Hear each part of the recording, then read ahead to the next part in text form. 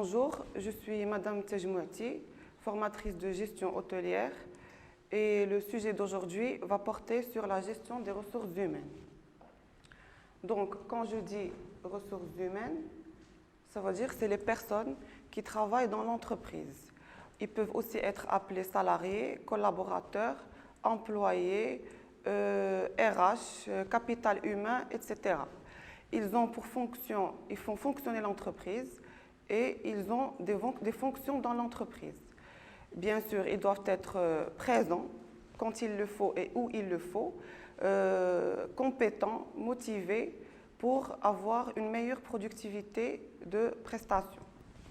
Alors, on va présenter tout d'abord le plan qui est un peu détaillé. On va voir tout d'abord l'histoire de la gestion des ressources humaines. On va définir la gestion des ressources humaines, la structure de l'organisation interne et on va par la suite détailler les différentes fonctions des RH. D'où on a le recrutement, l'intégration, la rémunération et la motivation, les techniques d'évaluation et la politique de formation. On va traiter aussi comme dernier point la GPEC, c'est la gestion prévisionnelle des emplois et des compétences, où on doit voir bien sûr le projet RH et les perspectives de recrutement et d'évolution de carrière.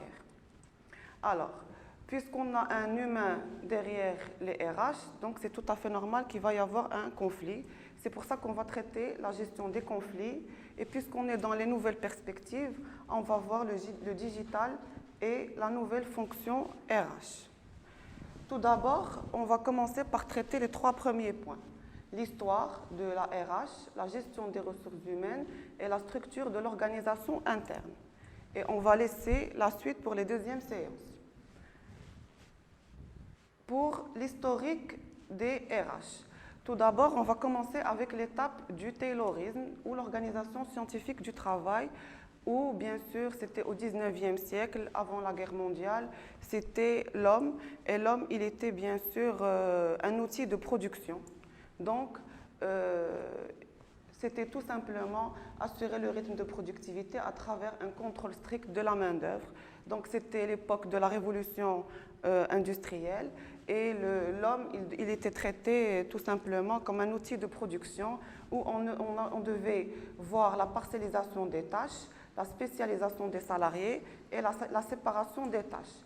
Donc, pour la parcellisation des tâches, chaque opération est découpée en tâches simples et rapides à réaliser. C'est la division horizontale des tâches.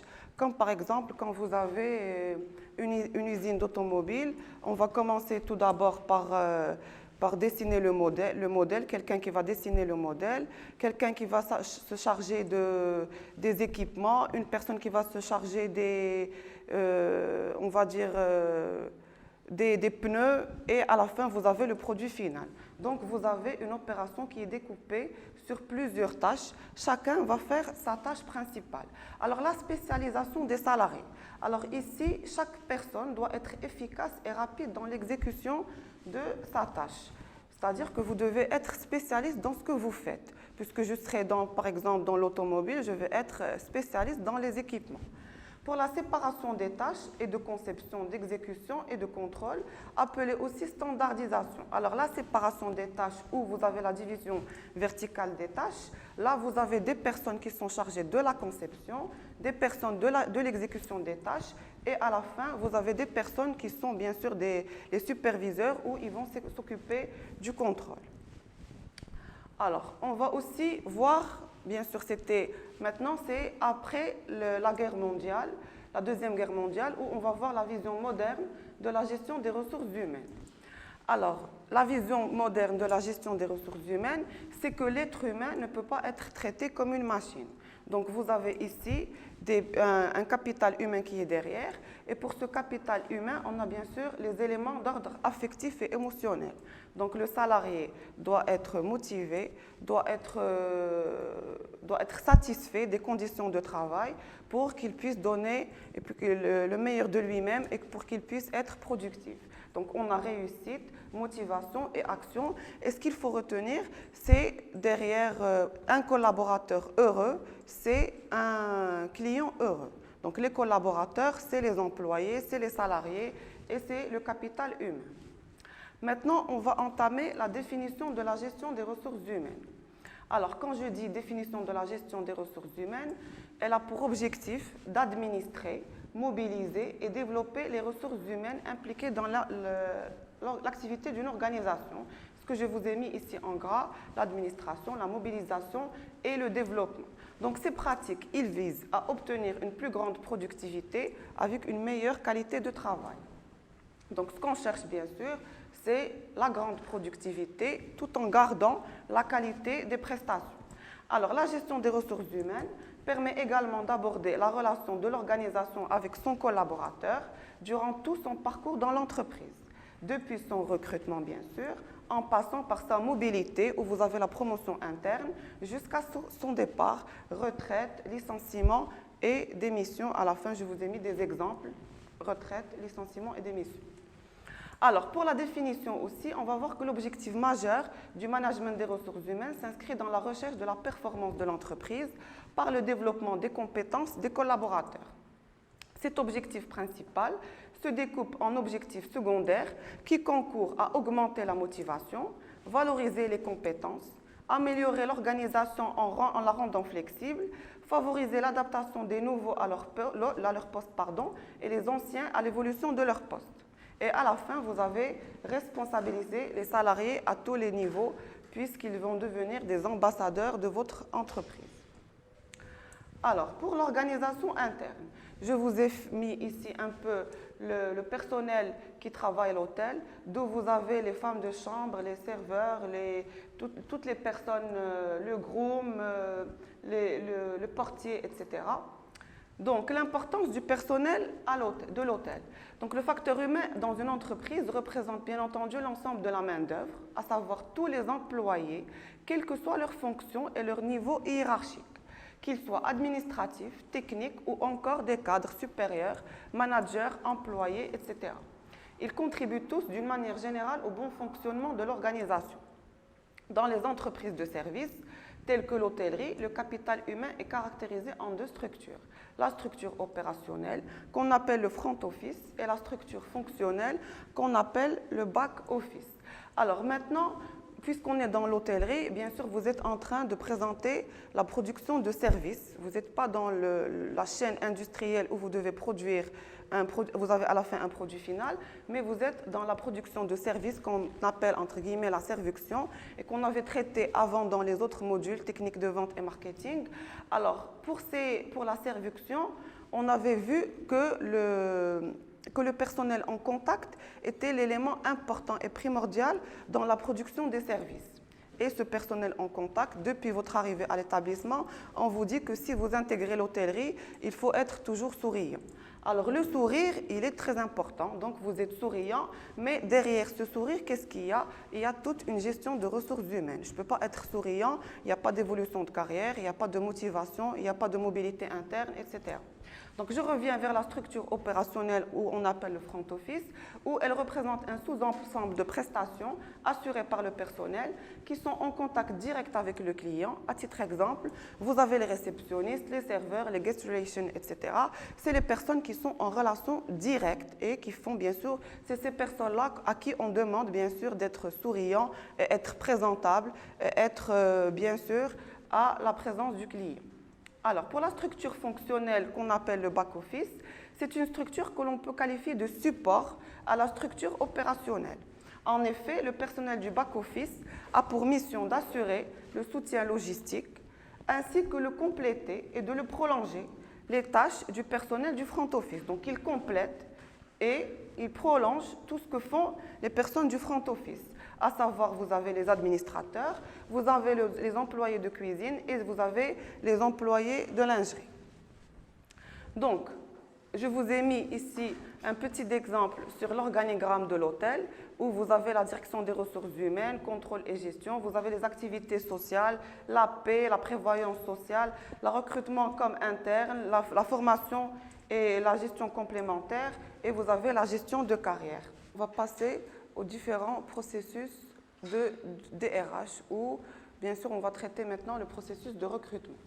Alors, pour le recrutement, c'est un processus obligatoire dans la vie de toute entreprise. Parfois, il est négligé, mais l'idéal est de s'assurer que vous avez la bonne personne au bon endroit.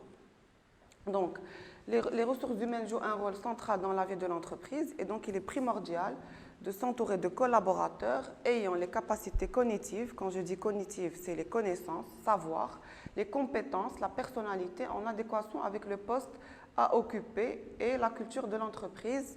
Pourquoi faire? Pour bien sûr, bien entendu, maximiser l'efficacité de l'entreprise.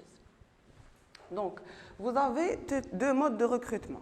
On a le mode interne et on a le mode externe. Quand je dis mode interne, il s'agit pour l'entreprise de proposer un poste vacant vide, c'est-à-dire aux collaborateurs, aux employés qui possèdent les qualifications requises pour pouvoir l'occuper.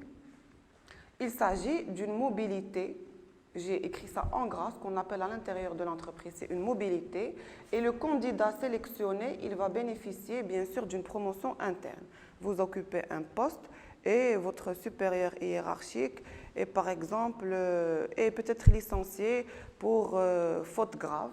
Donc son poste est vacant et ils sentent que vous avez, bien sûr, le métier, le directeur par exemple de l'hébergement, ils sentent que vous avez les capacités cognitives et compétences pour occuper le poste. Donc il va vous proposer au RH et ça va faire pour vous une mobilité à l'intérieur de l'entreprise et une promotion interne.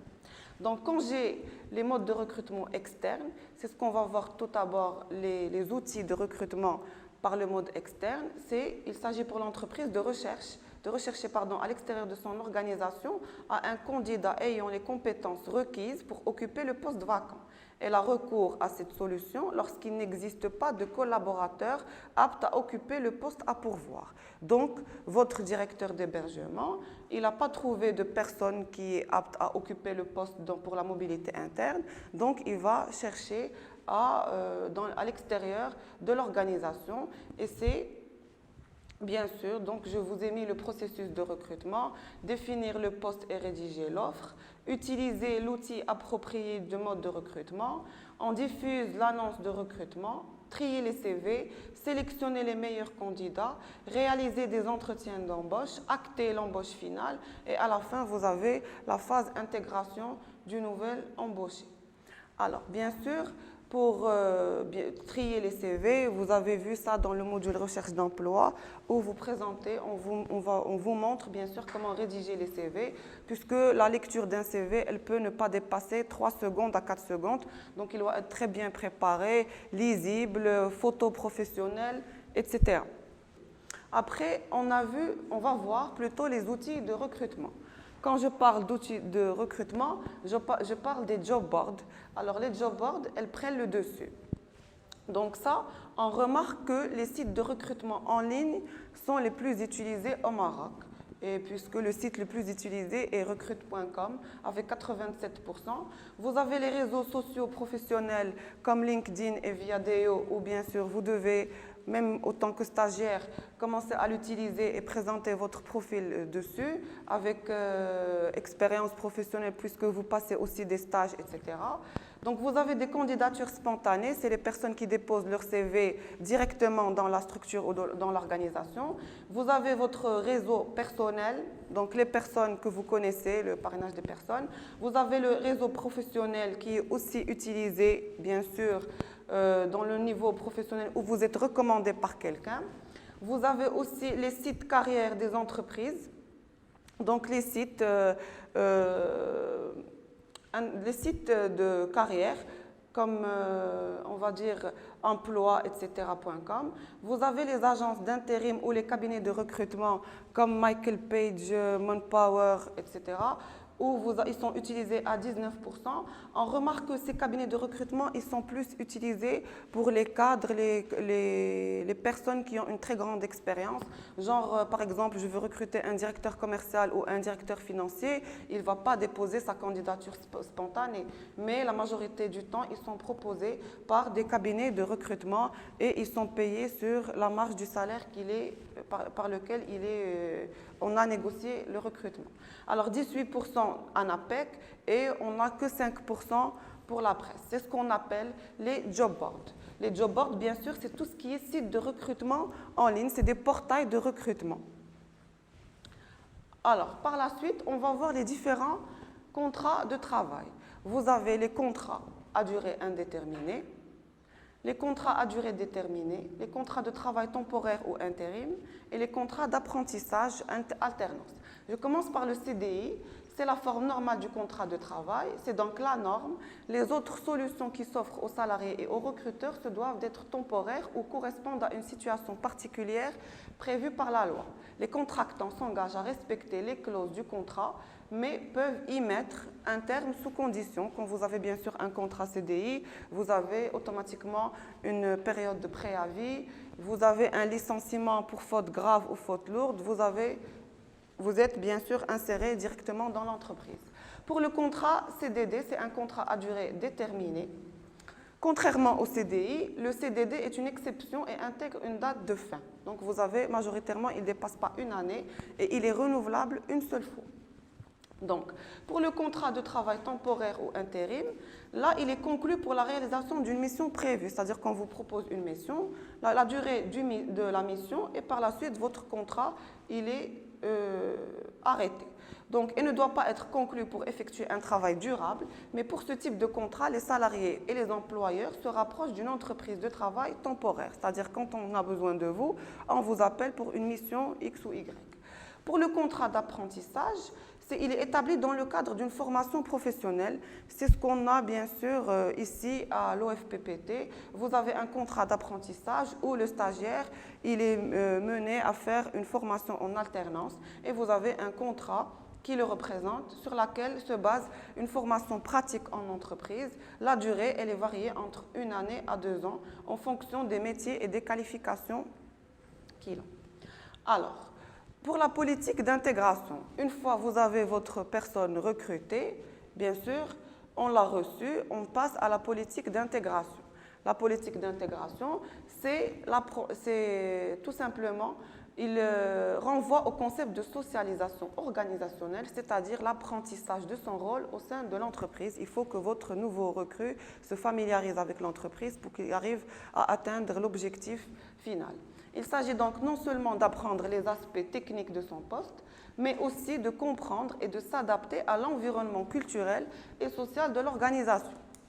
En d'autres termes, il s'agit du processus par lequel un individu étranger à l'organisation se transforme en un membre participatif et efficace. Il doit se familiariser avec l'entreprise pour qu'il soit productif et pour qu'il puisse maximiser le bénéfice de l'entreprise. Et pour qu'il soit productif, il devient ambassadeur de votre organisation. L'intégration dépend à la fois du collaborateur, donc l'employé, qui doit faire preuve de curiosité, donc à chaque fois il va demander, poser des questions, etc. Proactivité, être réactive pour faire des prises d'initiative et aller vers les autres pour qu'ils puissent apprendre rapidement et qu'ils puissent s'intégrer rapidement. Alors pour l'entreprise qui a un rôle déterminant à jouer, en aidant le nouvel arrivant à se familiariser avec le règlement intérieur, les valeurs et la culture d'entreprise, mais aussi en mettant en place les conditions propices à son adaptation à travers différents outils d'onboarding. Onboarding à bord tout simplement de l'entreprise. Alors 8 idées pour réaméliorer le processus d'onboarding. Vous avez tout d'abord annoncé l'arrivée en interne, que vous avez un nouveau collaborateur qui va intégrer votre organisation. Proposer un livret d'accueil où vous avez une présentation de l'organigramme, de la structure, avec tous les départements, les fonctions, les tâches, etc. Préparer le poste de travail, donc le bureau, le PC, les outils, etc. pour qu'ils puissent travailler. Mettre en place un parrainage. Alors ça, c'est vous mettez en position quelqu'un qui va être tout le temps, où il va être parrainé dans l'entreprise. À chaque fois qu'il a besoin de quelque chose, il va demander à cette personne pour qu'elle puisse l'aider. Vous avez proposé un parcours d'intégration, comment il va passer par quelle phase, où on va lui présenter les différents départements. Et vous avez utilisé les outils de com interne. Si vous avez des sites à créer, Outlook, un système d'information interne, intranet, etc.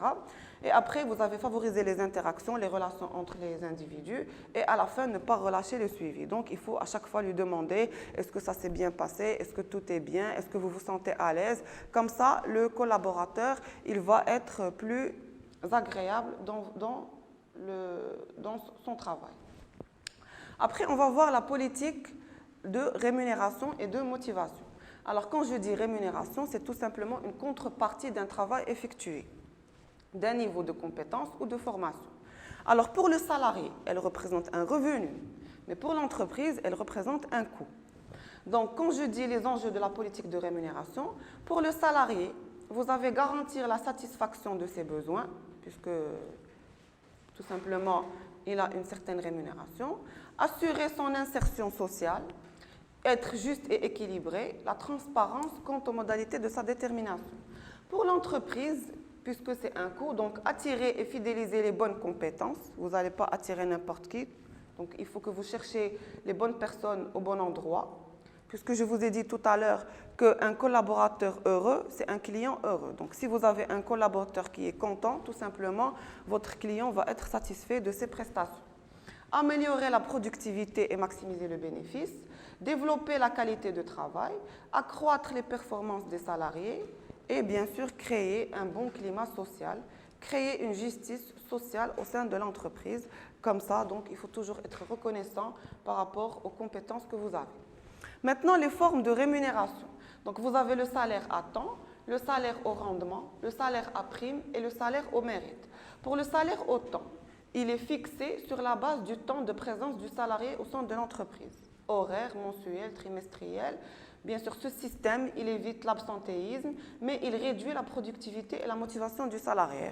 Quand vous avez bien sûr les pointeaux de salaire, vous devez pointer votre entrée et votre sortie, vous avez passé vos 8 heures, donc vous avez un salaire au temps. Si vous faites plus de vos 8 heures par jour, vous allez être rémunéré sur les heures supplémentaires que vous allez effectuer.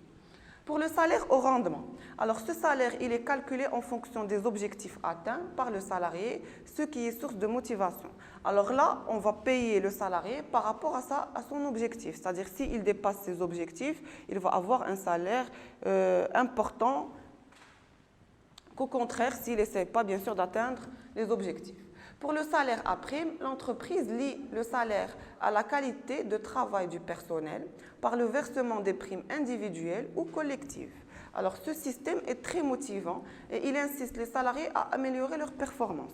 Donc, moi, je vais travailler beaucoup plus et je vais atteindre l'objectif et je vais dépasser l'objectif pour que je puisse avoir une prime importante.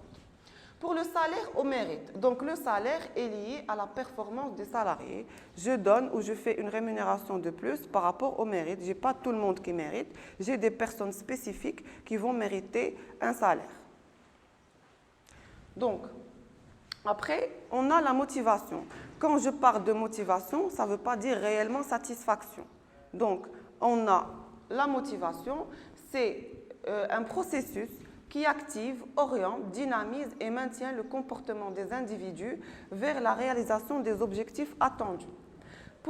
Plus elle sera élevée et plus l'entreprise s'assurera d'un haut niveau de performance et du succès de son activité. C'est grâce à la motivation des collaborateurs qui seront disposés à donner le meilleur d'eux-mêmes, à apporter de bonnes idées et à faire preuve d'innovation. Donc, la motivation, elle est très importante. C'est l'un des leviers qui sert à maximiser les bénéfices et continuellement pour maintenir et pour faire grimper à son plus haut degré. Je vous ai fait ici une petite présentation de la pyramide des besoins de Maslow. On a vu la pyramide de Maslow dans les différents modules. Maintenant, on va l'adapter à la pyramide par rapport au travail. Donc, la pyramide de Maslow au travail, vous avez tout simplement ce qu'on avait avant les besoins physiologiques, maintenant c'est les besoins matériels. Donc, je parle de salaire, avantages sociaux et conditions matérielles de travail. Par la suite, je vais chercher le besoin de sécurité. Donc, dans l'entreprise, je dois avoir une certaine stabilité de l'emploi, un contrat CDI, etc., ce qu'on a vu tout à l'heure par rapport au contrat. Les cadres et méthodes de travail. Pour le besoin d'appartenance, esprit d'équipe et possibilité de contact et de dialogue. Pour le besoin de reconnaissance, donc il faut apprendre à dire merci aux gens quand on fait un bon travail. Donc être estimé et pouvoir exprimer ses compétences, recevoir des signes de reconnaissance, donc le merci entre guillemets. Et vous avez à la fin le besoin de réalisation, c'est la motivation, c'est la mobilité, c'est l'évolution à l'intérieur de l'entreprise où vous avez progressé, se former et avoir une certaine autonomie, c'est-à-dire que vous serez capable de prendre vous-même les décisions. Donc, je vous ai mis 12 points de levier de motivation et je vous ai dit qu'être satisfait, ça ne veut pas dire réellement motivé. Donc, les leviers de motivation, ma mission et objectif, ils sont explicites, compris et acceptés. Donc, la mission, les objectifs explicites, donc ça veut dire que je dois expliquer bien mes objectifs, compris et acceptés. Mon rôle a du sens pour moi et pour l'entreprise. J'ai les moyens nécessaires pour assurer ma mission. Je travaille sur des sujets qui m'intéressent. Je suis responsabilisée dans mon activité. Je reçois des signes de reconnaissance réels régulièrement. Mon manager m'écoute et il est disponible. Je sens que mon manager a confiance en moi. J'ai le droit à l'erreur et à l'expérimentation. Je bénéficie d'une autonomie suffisante dans mon travail. Les interactions avec mes collègues sont bonnes, coopération, en encouragement, développement, mes compétences et mon statut. Vous avez remarqué que je n'ai pas parlé de salaire. Donc, ça, c'est l'un des leviers principaux de la motivation, plus bien sûr le salaire qui est important puisque c'est la contrepartie réelle et qui vous montre l'intérêt de votre employeur. Pour les techniques d'évaluation. Maintenant, on va traiter les techniques d'évaluation. Vous êtes intégré dans l'entreprise, vous êtes recruté, on vous a intégré, vous êtes motivé. Maintenant, vous êtes rémunéré. Maintenant, on passe aux objectifs de l'évaluation du personnel. Je vous ai mis ici des émoticônes pour un peu voir ce que c'est que les évaluations du personnel. Donc, c'est un point clé dans la gestion des ressources humaines, porteuse de multiples attentes, rémunération, évolution professionnelle, formation. On la retrouve généralement sous la forme d'un bilan annuel qui contient différents critères propres à un poste ou une fonction. Alors cette évaluation, qu'est-ce qu'elle a pour objectif? Tout simplement, elle a la fixation des objectifs pour l'amélioration des réalisations. Donc votre employeur, il est assis devant vous, il va vous expliquer vos objectifs, il va voir est-ce que les objectifs ils sont atteints ou ils ne sont pas atteints. Vous avez la mesure des capacités du salarié, s'il est capable de traiter ses objectifs. Est-ce que je dois augmenter les objectifs ou diminuer les objectifs? L'évaluation aussi des attitudes, donc des compétences et des besoins des salariés. L'analyse des compétences et des activités du salarié. La définition des moyens à mettre en œuvre pour atteindre les objectifs. Genre, il peut vous dire, je suis incapable d'arriver à atteindre cet objectif parce que je n'ai pas les moyens. Il va vous dire, vous travaillez avec les moyens de bord et vous allez atteindre. Vous n'allez sûrement pas atteindre vos objectifs. Donc, lui-même, il doit vous mettre les moyens pour que vous puissiez atteindre votre objectif pour qu'à la suite, bien sûr, maximiser le bénéfice. La mise à jour des connaissances des salariés, c'est là où il va vous dire, moi j'ai besoin d'une formation quelconque pour assurer à atteindre cet objectif, où vous allez bien sûr le mettre sur une liste où vous allez traiter les formations en interne. Alors, pour les différentes formes d'évaluation, il existe deux types de formes. Vous avez l'évaluation à sens unique et vous avez l'auto-évaluation ou ce qu'on appelle la co-évaluation.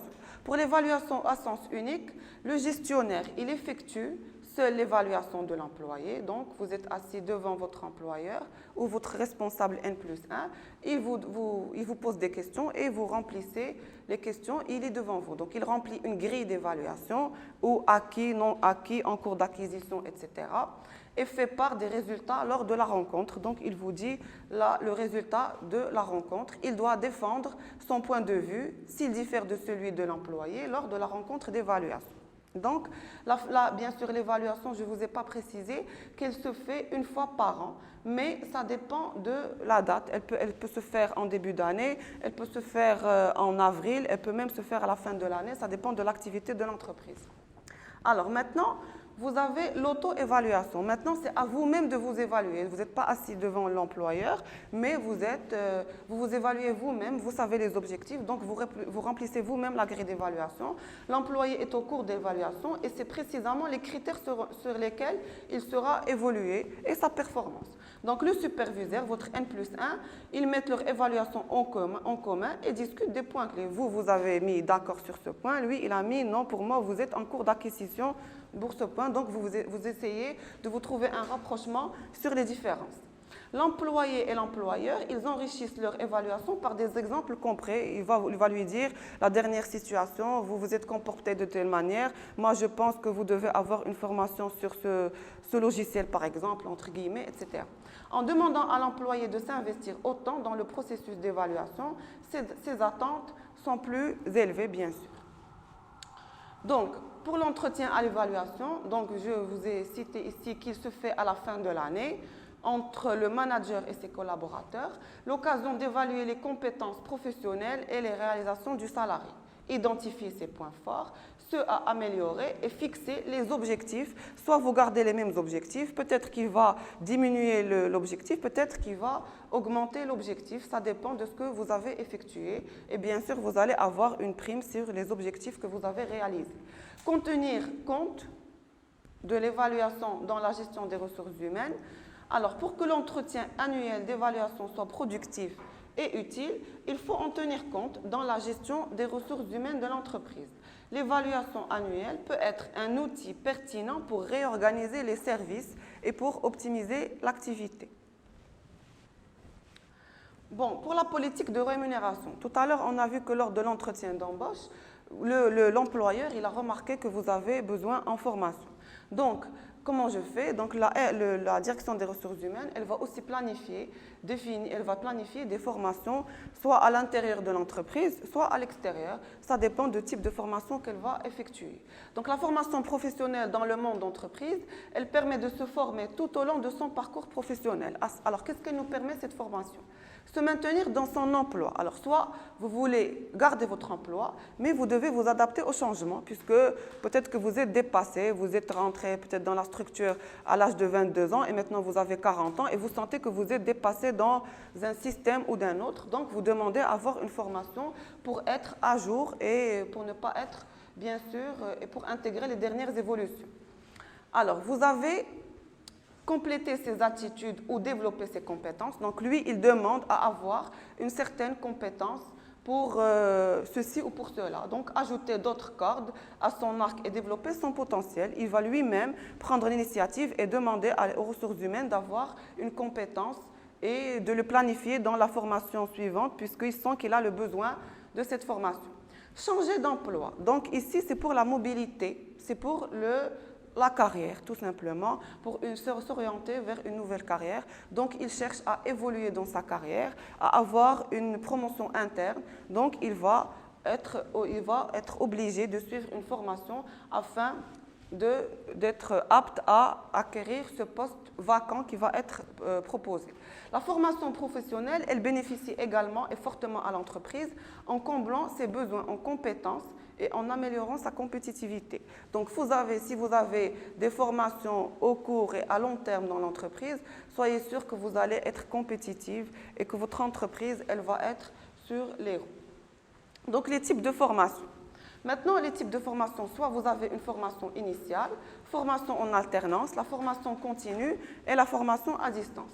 Donc, la formation initiale, elle s'applique à toute personne disposant du statut d'étudiant. Quand vous êtes étudiant, vous suivez une formation initiale. Elle est proposée, bien entendu, par les établissements scolaires ou d'études supérieures, avec pour finalité la remise d'un diplôme. On dit initial car elle permet d'acquérir des compétences dans le but d'exercer un métier ou une profession pour la première fois. Donc, pour la formation en alternance, c'est ce qu'on a bien évidemment à l'OFPPT, la formation en alternance, elle conjugue une phase d'apprentissage théorique en établissement et vous avez une phase d'apprentissage pratique en entreprise. Donc, elle permet de se former, de se professionnaliser tout en travaillant au sein d'une entreprise. Donc, en même temps, vous avez le parcours de l'établissement théorique, etc. Et vous avez la phase d'apprentissage pratique que vous appliquez dans l'entreprise, bien sûr, suivant le contrat d'apprentissage que vous ai montré tout à l'heure ou le contrat de professionnalisme.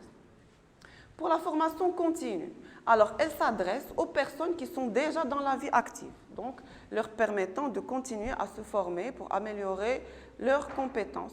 Donc ils sont déjà dans le marché du travail et ils veulent encore améliorer leur formation, donc ils font appel à des formations continues, méthodes appliquées pour permettre bien sûr un renouveau professionnel. Vous avez la formation à distance. Cette forme d'enseignement, elle est destinée aux personnes qui ne peuvent ou ne veulent pas se rendre sur le lieu de formation. Ils ne peuvent pas, tout simplement. Donc, ils vont suivre une formation à distance pour qu'ils aient bien sûr un accompagnement à distance et qu'ils puissent réaliser leur parcours, atteindre leur parcours. Donc, pour le processus de réalisation d'un plan de formation, vous avez la stratégie. Je vous ai mis compétences et besoins dans la même ligne parce que quand je parle de compétences actuelles des collaborateurs, le besoin de l'entreprise en compétences. Donc, c'est sur la même ligne. Quand je vois les compétences par rapport aux besoins, je fais un diagnostic. Bien sûr, le diagnostic, quand je le fais, je dois établir un plan d'action. Donc, le plan d'action de formation, en précisant les objectifs du plan d'action, les indicateurs du plan d'action et à la fin, bien sûr, vous avez le budget de formation et il est à la fin validé par les RH. Alors maintenant, je vous ai mis à la fin la GPEC, tout ce qui est anticiper, se projeter, recruter dans l'avenir. Donc la GPEC, c'est la gestion prévisionnelle des emplois et des compétences. Donc, objectif de la GPEC, pour l'entreprise, anticiper les changements environnementaux, technologiques et internes qui impacteront l'entreprise dans les 3 à 5 années à venir. Je dis toujours anticiper 5 années à venir, anticiper pour mieux se préparer donc. Maintenant, la GPEC, elle est instaurée dans la majorité des organisations et des entreprises. Donc, c'est un processus où vous devez tout simplement, vous avez l'anticipation pour mieux se préparer et rester compétitif sur un marché qui forcément va évoluer. Bien sûr, puisqu'on est dans la compétitivité. Pour les salariés, l'objectif est le maintien dans l'emploi, une gestion efficace de sa carrière professionnelle et de son évolution professionnelle. Je vous ai mis ici la GPEC, donc vous essayez de faire une vision de l'évolution de votre carrière. Alors, pour la démarche de la GPEC, la gestion prévisionnelle des emplois et des compétences, donc elle obéit généralement à une démarche en plusieurs temps. Tout d'abord, vous avez le diagnostic de l'entreprise. En quoi consiste ce diagnostic? Il s'agit de faire un état des lieux de l'entreprise aujourd'hui. Quelle est sa stratégie, son projet, son fonctionnement, la compétence des salariés, la compétence des ressources humaines, etc. Deux, vous avez la projection. Il s'agit d'anticiper l'avenir en se posant les bonnes questions. Alors, quelles sont ces questions? Je vous ai mis quelles vont être les principales évolutions du marché, la réglementation, les compétences, comment l'entreprise va-t-elle y répondre, de quelles nouvelles compétences va-t-elle avoir besoin. Donc, on reste toujours dans la projection, l'anticipation, etc. Après, on réalise un plan d'action. Une fois les objectifs sont définis, il faut établir un plan d'action en ce qui concerne le développement des compétences, les besoins en recrutement, les changements organisationnels, une feuille de route sur laquelle on va travailler. Après, vous avez l'accompagnement au changement dans la mise en œuvre du plan d'action. Donc, pour ce point, les salariés doivent adhérer au projet d'entreprise de cette dernière. Pourquoi? Parce qu'elle doit communiquer sur le changement pour que la GPEC soit mise en place de façon pérenne. Alors, puisqu'on a bien sûr, on parle que de RH et que d'êtres humains, il doit y avoir sûrement des conflits. Donc, vous avez des conflits à l'intérieur de l'entreprise. Comment faire pour gérer les conflits? Alors, la formation de conflits dans la vie d'une organisation ou dans la vie d'une entreprise est inévitable. S'il est impossible de supprimer toutes sortes de conflits, il est essentiel pour de la bonne marche de l'entreprise d'apprendre à les gérer. Donc, tout d'abord, vous avez les types de conflits que vous avez à l'intérieur de l'entreprise. Par la suite, vous déjouez les enjeux psychologiques où les personnes tiennent un rôle intranchable de persécuteur, de victime ou de sauveur selon les principes élaborés par le psychologue, donc je vous ai mis un mythe, dans les années 60. Dès lors qu'une personne endosse l'un des rôles, elle évite les autres à entrer dans le triangle, ce qui fausse les relations entre que vous voyez poindre un jeu, commencez à repérer le rôle que votre interlocuteur se donne. Alors pour le troisième point, vous avez savoir se parler pour dénouer le conflit. Vous avez géré le conflit autant qu'une tierce personne que tiers médiateur et cap vers la coopération, vers bien sûr satisfaire au mieux les intérêts des deux parties. Puisqu'on est dans les nouvelles perspectives, on va voir le digital et la nouvelle fonction RH. Alors pourquoi le digital? Le digital permet de réinventer la fonction RH et de répondre à de nombreux enjeux clés. Premièrement, il va répondre les recrutements, permet d'accélérer le recrutement, de sécuriser le closing des talents et de dynamiser la marque employeur. Puisque les RH, ils travaillent sur beaucoup de points, donc la digitalisation, elle va alléger leur travail, puisque maintenant, on peut voir que si on veut un bulletin de paie, il faut juste cliquer sur un bouton et vous avez votre bulletin de paie, le cacheter, sans faire une demande et attendre pour avoir votre feuille de bulletin de paie. Après, vous avez simplifiant la gestion du personnel au quotidien, donc permet à travers ces outils et de processus automatisés de simplifier le traitement administratif sur tous les niveaux de tous les événements de la vie d'une entreprise, tout en garantissant une pleine conformité réglementaire. Donc pour vous dire, même dans des secteurs, si vous voulez par exemple une demande de congé, vous la mettez sur le site, c'est le site informationnel des RH, SIRH, ou il peut être un site intranet, comme elle peut être le webinar. Maintenant, on travaille beaucoup sur les webinars. Vous avez les systèmes d'information, etc., où vous faites votre demande de congé, elle est validée et vous avez votre demande cachetée et signée par votre responsable hiérarchique. Donc, pas à partir, par exemple, dans le secteur